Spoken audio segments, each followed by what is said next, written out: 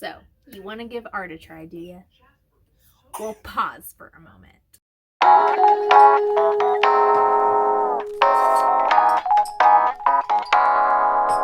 Today, I'm going to go over some key pointers if you're wanting to start out or dabble in art, or if you're a parent and you have a little budding artist at home. First of all, quiet the noise around you. You do not have to be good at it in order to make good art. You don't have to be a terrific drawer already, or already know how to use programs that are for digital art. You can learn. Granted, yes, it is a little easier if you have like an innate talent already, but practice, practice, practice. If you are practicing it all the time, the more you practice, the better you get at it. So don't fret if you have never picked up a pencil before in your life. It's okay, I promise. So art in general, just like everything else, really in life, if you are wanting to be good at it or feel good about it, it's a constant learning process. You're not going to just be good at it overnight. I have been painting, sketching, drawing, you name it, since I can even remember. Like, I remember being just like 6 years old and drawing on absolutely every assignment we had. I got in trouble all throughout high school, even in college, for doodling on my homework. My biggest takeaway from constantly learning new techniques and everything like that is at least be sketching something every day that you can. Do I do that? Absolutely not. It's damn near impossible unless you're doing a challenge, which are exhausting, I will tell you that. But challenges are a really good way to develop your skills even faster. The more you practice, the better you get. Repeat after me. The more you practice, the better you get. Could it take a while? Absolutely. It could take years. Artists spend so much time, like absolute years, perfecting their craft, and that's once they finally decide their style, which artist style always changes. It just kind of depends on what's in the moment, and the whole point to art is to make you feel something. Do not be afraid to get ugly with it. My first pieces compared to now are absolutely atrocious. I don't have them, but I remember them. But I do have some that I created a really long ass time ago that I do still have, but I was happy with it. When I first started out, I did pretty much all black and white, and I only used charcoal for the longest time in high school and into college. This is the kind of thing I was doing. Now, I mostly paint. A couple years ago, it was nothing but acrylics. Now, I'm using a lot more oils, and so don't be afraid to transition, try new things, and just find what works for you and what you feel comfortable with and what just really gets you in a moment. The important thing is that everyone has an ugly period. It's a learning process. You have to go through your ugly period in order to get to where you want to be. Don't forget that starting out, it's going to be a timeline. There's going to be a curve up where you feel like you just suck at life, absolutely suck at life. And then you'll have a growing period, and then you'll feel like you suck at life again. That's art. It's some days you are really feeling it and you're like, yes, this is amazing. And then you do 1, 3, 7 too many strokes on something on your canvas, or put a color you weren't exactly sure about somewhere, and then it's like, I totally just fucked that up. And if you're like me, a lot of times you'll throw the whole thing out and start over again, or you'll be like, I'm done with that idea. On to the next one. Enjoy it. Enjoy the bad moments. You will hear a lot of things about different styles and brush strokes and different periods of time in art history. And I feel like I'm just now really into a groove. Like what I know I want to paint, like not just what other people want me to paint, my own. I'm really like developing my own unique style finally after 37 years. So if you have no idea what you're doing, that's perfectly fine. You're just starting out and it may take you forever to figure out exactly what you like doing. And it's fine. Just, again, enjoy the process. As far as materials go, do not go out and spend hundreds and hundreds of dollars on a whole bunch of art things that you don't really know how to use, and then you have just all of this crap basically sitting around that you don't know what it's for. My advice to you is figure out some type of medium you want to start with, whether it be charcoal, whether it be acrylic paints, oil paints, watercolor, pencils, crayon, like whatever you want to start out with. Go buy the cheapest version of whatever that is that you can find. If it's paint, buy a couple, like you can buy a set of really cheap brushes, like synthetic brushes. Go do that and play around with it until you've really found a medium that you like to work with, and then research the better version of that. Art is expensive. Art is expensive to buy. Art is expensive to make. Art is just all around expensive. Can you get it for cheap? Yes. There's a reason that pieces of artwork go for billions of dollars. It's a vibe. It's a moment. You will end up having to really like look at the materials you're using and get more quality materials. But when you're first starting out, you're going to go through so much materials and you are going to make so many mistakes, and you are not going to know what you like and what you don't like for a little bit.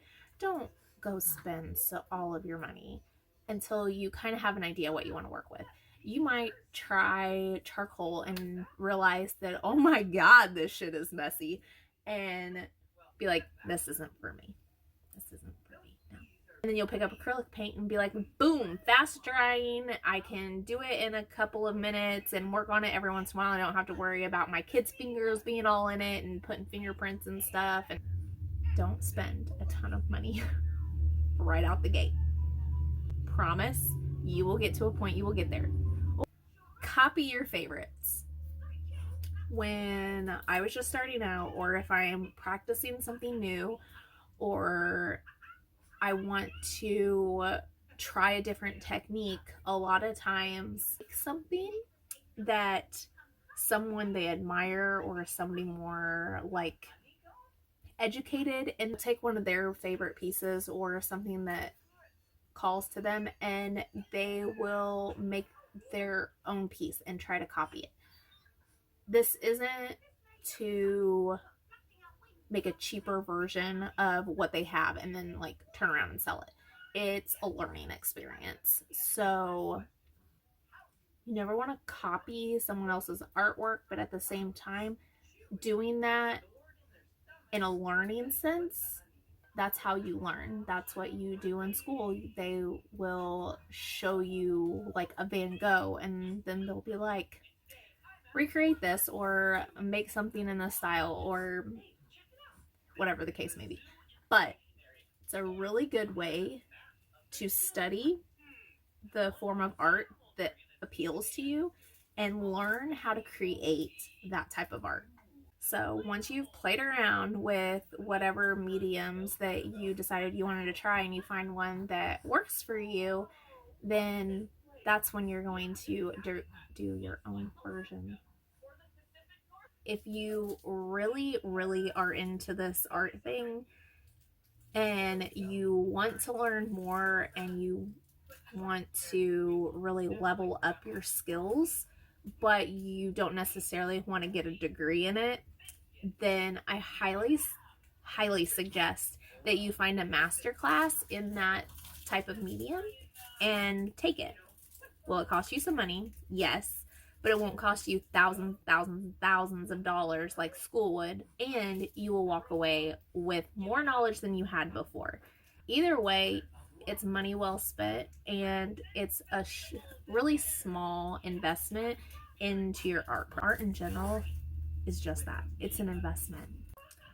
But I don't want you to go to Hobby Lobby right this second, have never pulled up a pencil and decided, oh, I'm gonna, pay $1,200 to take a master class.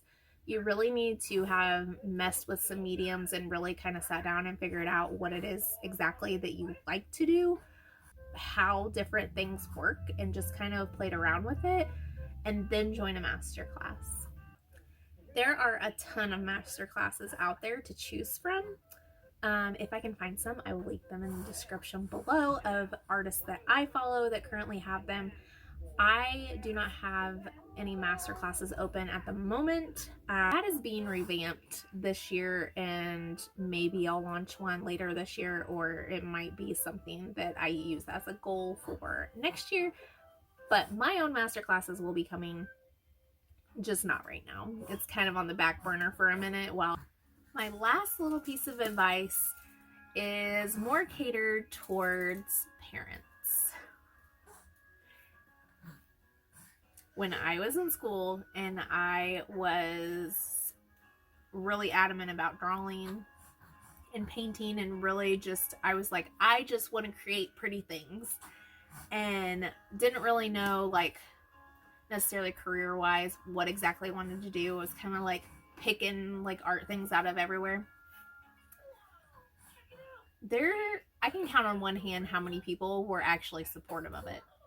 And I can tell you that now in my 30s, if I hadn't heard over and over and over again people telling me that art isn't a career and yeah, it's a cool hobby or whatever, people will still tell me that art is a hobby.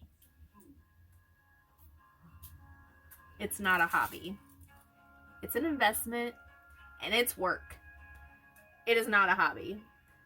It can be a hobby, but for me, it's definitely not. And now, sitting and looking back, what I really want to do is open my own studio. And I have a ton, a huge list of things that I want to use the studio for, including things like auctions. I obviously want to have gallery events. I want to do shows. I want to use it for bachelorette parties and more sophisticated type party at events. But I also want to use it to help generate money for a good cause. So things like autism awareness. I have a little sister who's autistic, and I want to use my gallery to help the kids around the community that are different from the everyday child, and have classes and space dedicated to them so that they have something that they feel comfortable going to. I have a lot of plans for this studio, and I just keep thinking, if I wouldn't have had everyone around me taking away my confidence and not helping me play to my strengths, I probably could have had that thing open 10 years ago. That's not the avenue that happened, and maybe it took everything that my life has brought so far in order to realize that that's what I want to do, and that's my vision for the rest of my life.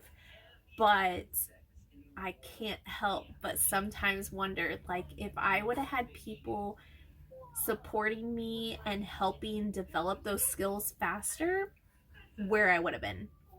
So even though I'm just artistically inclined in general, you still need the people around you to push you and help develop those skills.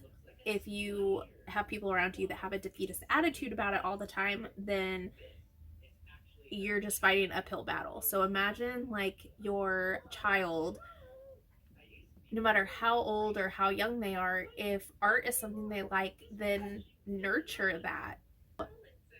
Don't limit others.